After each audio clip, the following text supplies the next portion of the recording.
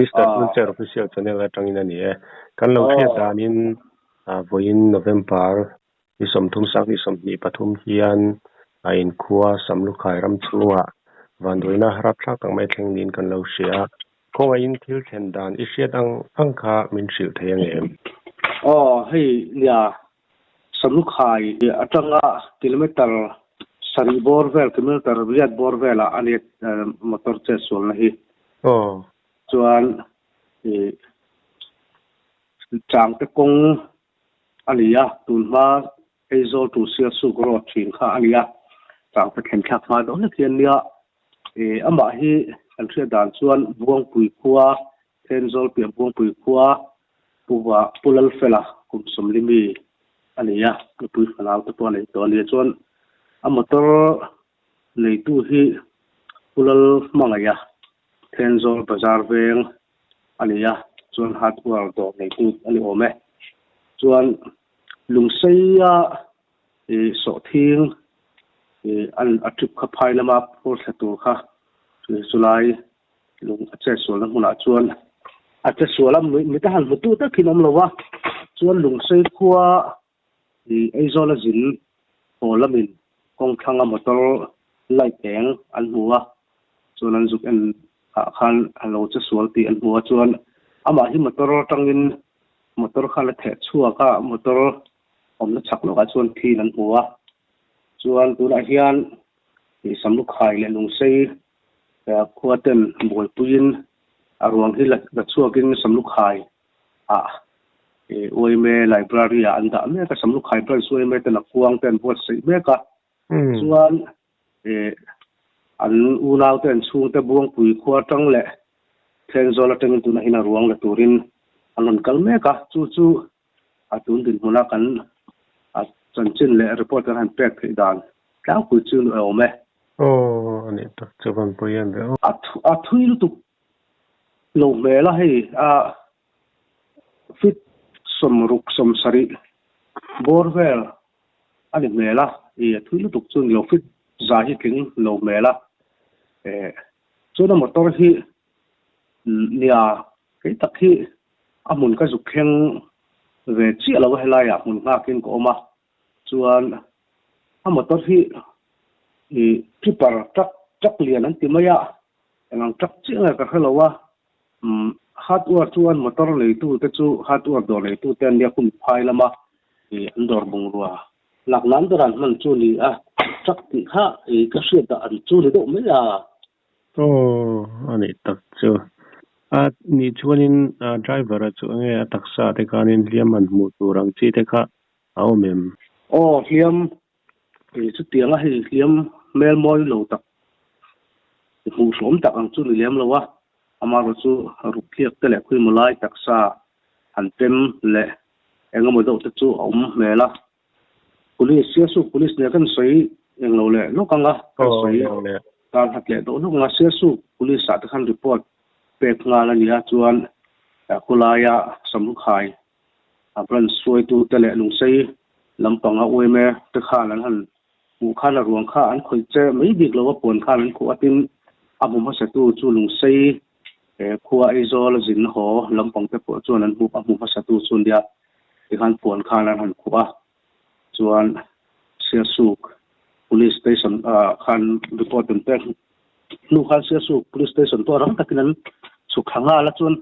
an ni khen nu khan awang te po chu te hanin khoi chet ngam chu khania chung vel chu adin mon chu ni ani tak chu ani chuanin tun din muna chuanin engwanga han che suange ti po hriat thei lem lo hriat thei lem lo wa engang tak le cha sual chan ti chu seng khan mi da mutu tak cha sulai hian alom lo wa him dar le mi som pali dar per khan chu si ai lung sei lama ho izol zin ho te chuan an mukha alia chuan chu ma satu te chun ni maya engang nge che sual chan ti tak hi nia hriat chian big ani ri lo tuna chuan mo ani to midang phur po nei lem lo ti na ni mo nei lem lo liang ma mai ani me ama mai te ni me midang an tập biết con thì đắng nghe một tụ năm lem lầu ani tak chu poile mai ani chuanin puthom te khonga in samlu khai omna lai taki relo te an lo om pal takin aeng district nge ti te kha chiang de lekin min shil the ngem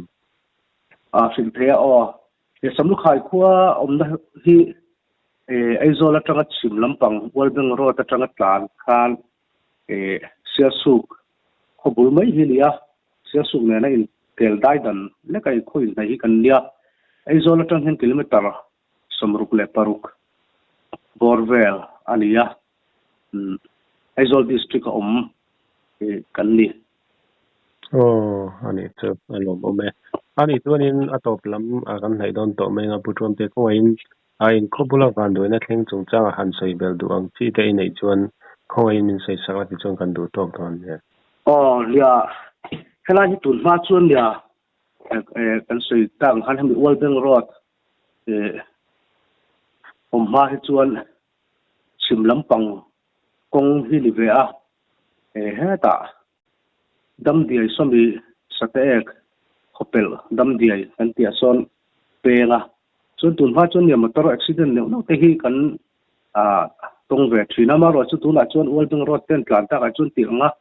motor accident han boi pui tu hi kan nei tam tuk lowa ama ro chu hei lia min zot chi lo na gin emi Mr. Wheelchair YouTube channel kal tang hian thì kan soilok du chu ke hi mulfang tlang group me president kania chuan kan group hom chung hianin hei walbeng road hianin accident na hi kan tok gun khop maya bi kin kimi i chamring khopel thak chia vai ot kan ti mai lai hun akhi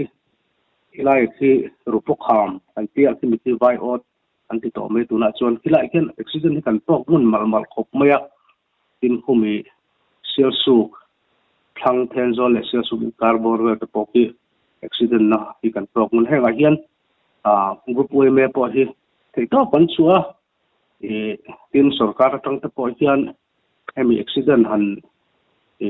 boi pui ang chi sang sang thui zen te le heng piang chi sang sang kan donga oi bak bahai hanin khai thak ngai ang chi te hi kan thina chunga chu ui me mi ulfang tang ru ui me kan runs te hi accident hian kan boi thina ngarang khop me tim khilai sum sui le thiat in kar mi dum kham te po khi han ton zo zo te kan nei thina chung vel chu ania chunga chu ui me ang zo kan han soi lam du fa mania lai pong bi ka hi pong lun lai te ni wangin motor zin vei bak te po hian lai hom chu chon film khur do na ka motor te po kan khal hi tur riang ka sia ti lai kha kan soi ve du lo kani ole halomom le mai pan doina tok ta